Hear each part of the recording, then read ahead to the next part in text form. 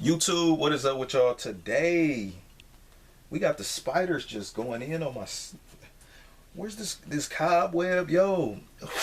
Uh. But yeah. Oh, okay, you got the air bubble. So I got the Military Blue 4 from 2012 up here.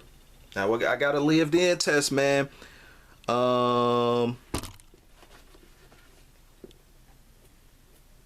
me if you guys like this. I'm doing them on a few older kicks. Cause it's definitely worth it to see how some of the kicks from, man, especially over 5 years ago break in. I mean, even 3 years ago too. That's pretty.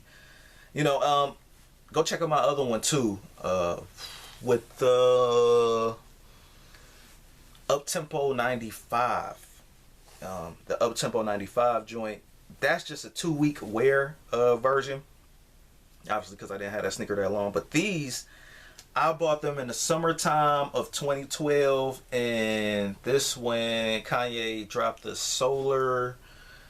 What was that? That black, pink, and or it might have been that platinum gray and solar red Yeezy at Nike. So around this time, 2012, Kanye was still at Nike, and that's where he got that whole. Those actually sold more than the Military Blue 4 that day, and that's where he got that whole Yeezy jump over the jump man saying from. It's like, and I remember that, man. It was like people in the comments was like, but Jordan sell more shoes, like. So how did you jump over? But Kanye was making a point as far as saying like, oh, okay, the Yeezy sold out, but it's still Military Blue 4s sitting on shelves. So, he was building a little hype for himself. 2012, Bread 11 was coming out in December of that year. I'm going to go in closer so you guys can actually see this. But the 2012 Bread 11 was dropping that year as well, too. And, people was like, man, it's not gonna sell more than a Bread 11 that's dropping the da-da-da. So the Jordan fanboys came out, man. And as they should have. You know what I mean? Cause like, come on, Ye, you was just rocking J's a few years ago. Like, come on, like what? But yeah, so I understand you gotta promote your stuff. But anyway, enough of that. These did drop in 2012. You got the little key hang dangly thing, Jumpman. It was like a thicker plastic, more like I think acrylic kind of like hang tag that came then. You can basically use it as a keychain. Like now they finally doing it right, and they giving us the OG Nike hang tag too, like they did on the Bread 4s this year. So with these joints, to me, this was probably the best produced GR Jordan 4 of 2012 that year. This right here, this is one of the reasons why I like sneakers. Like, and when you have them for a certain period of time, if you like character, if you like the lemonade effect or AKA the yellow effect, then this is basically it. So right here, I remember when this sneaker first came out. As far as comparing them from what I can remember, straight out the box to 3 years, 5 years, and now 7 years. In 2019, this and hopefully I'm doing my math right. 9 minus 2 is 7. So yeah, so these joints right here, these was actually all white. I mean, my camera is doing, my lights or whatever, it's showing it a little bit brighter. I guess you can see the slight discoloration. But when you actually, if you see these in person, it's like severe lemonade right here, severe yellow. It's like eggnog yellow, you know what I mean? So not necessarily a bad thing if you like that. And this mark right here, I guess it didn't finish tanning over with that old school 80s like tan yellow. But again, I like this. If they do re-retro these joints, I'm definitely going to be on it to get these, with the Nike Air on the back. I've never seen these as a Nike Air. Some of them like the Black Cement 3s. Those came out in 01, obviously, with the Nike Air on the back. But these never, outside of its OG release, these never came out with the Nike Air on the back. Not in a pack, no nothing. And for obvious reasons, I just feel like the demand for the Military Blue is not that high as like the White Cement or the Black Cement or the Fire Red or something like that. This is probably, out of the 4 colors, I feel like this is probably the less appreciated one for obvious reasons. It's not a Bulls colorway, but it is also that UNC North Carolina colorway. But going into it though, man, taking these straight out the box, definitely stiff. This is 2012, y'all. This, you know, it wasn't no remastered, no none of that stuff, man. This, I mean, I had to break these in, man. And the quality on here, this is the best produced Jordan 4 from 2012, if you ask me. Craftsmanship wise, all that stuff, man. And look, you still don't even have the cracking on the midsoles. Like, how is that? But yeah, and still the other ones that came out around that time, and I could do it down the list, man. I mean, the first ones with the worst craftsmanship, as far as OG colorways go, that I can remember from 2012, the Jordan 4 Fire Red was probably the worst crafted kicks from that Jordan 4 from that year, especially when you're talking like OG colorways. I say probably second would have been maybe the white cements, and then the Bread Force, and then these. Now, around this time when these came out, this was the 23rd year of Jordan. So they tried to do something special every 23 years, and then they put a little mark on here to say 2012 that you're not going to see on, like, if they drop these today, you wouldn't see that on there. It's tucked off in the inside for collectors purposes, so it depends on who you are and what you like and da-da-da. Regular person probably not going to too much check for these, check for that kind of detail. But if you are a real enthusiast about it and you really on it, and you like, you know, you want to cop a 2012 pair just for the sake of collection sake, just to have all of them, that'll be something you would definitely check for, and that's one of the details on the sneaker. Some people be like, what makes this retro different from this one, and da-da-da. It's slight differences like that, and sometimes even the toe shape in most cases changes it.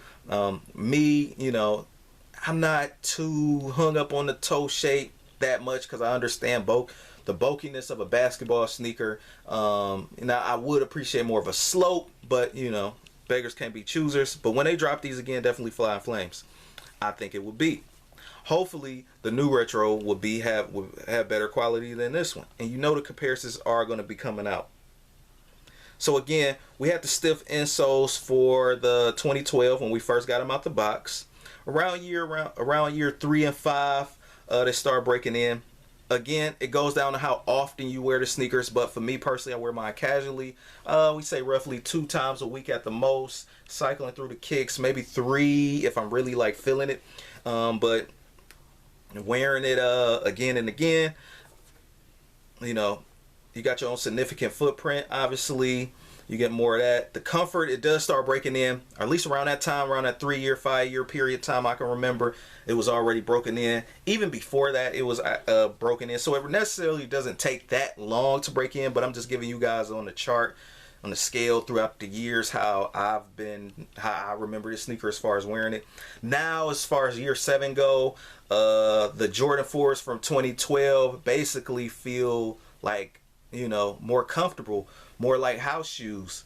Not in a bad way, not in a bad, flimsy, cheap way, but the insides are real good. Even the one that didn't have, like the Fire Red 4, that didn't, like the craftsmanship wasn't that great, but the inside is basically like the insole, sock liner, all that stuff. Those actually broke in. And even with the leather even being like not that good, the panels actually broke in, even around the ankle part area of the sneaker. Last retro of this was before the 2012 was the 06 version, and the blue was slightly different. But also too, you got the creases, and you also got the yellow as well. Again, all my people that like the vintage and the character, this is what's up. When you talk about the military blue 4, you got more of the lighter colors. Like this, straight out the box, was more gray at one point. Now it's starting to get like a little bit more off-white, more like yellow, more like that eggnog lemonade color. Same thing starting to happen with the mesh even years later. Almost, we about to come up on 10 years soon, 7 years, not too far from 10. So, and then right here, you know, obviously the mesh is more yellow. Me, I keep these for like character sake, nostalgic sake. At this time, you know, those things going on in my life and life events and all that stuff though. So, you know, and then also go check out my video too, as far as I was talking about, you know, what really matters to you, the Nike Air or the Jumpman. Now I know a lot of the OG guys, obviously, you know, you want the Nike Air. Me, I'm in a thing where like I take both, you know what I mean, because I lived through, you know, now obviously I was too young to live through the Nike Air. You know, I was still a little kid, but like but you know, just for OG purposes, I would take the Nike Air. These, you know, it was already a moment, and I feel like the Jumpman versions might actually go up in price. Now, I'm not keeping this for price sake and all that stuff, but again, for nostalgic purposes and memories, and not to mention, man, the character and the comfort. You know, I imprinted these already, and that's all that basically matters. So after all that time, just to round it up, you got the panels that broke in. So even if the leather wasn't that great, it's not 2013 hard leather, or it's not 2012 white cement hard leather neither. The panels on here actually broke in decent. I'm hoping that a new retro would actually blow this one out the water. As far as a GR perspective or standard releases, as far as Nike Jordan go, they might have a little competition on their hands, but I could see them actually beefing this sneaker up. I know once we do get the retro version, the sock liner not going to be this thin anymore. I could see it being a lot more like thicker with the newer release if they dropped it in 2019 or 2020 or whatever, or in today's standards as far as the OG purpose go. The only thing new and white on the sneaker is actually the lace. That's it. And these, when I just want to rock a blue sneaker, these was like my go-to at one point. And you can't go wrong with the fours. You got the wings, all that stuff though, man. So tell me what you guys think below. This is another lived in episode.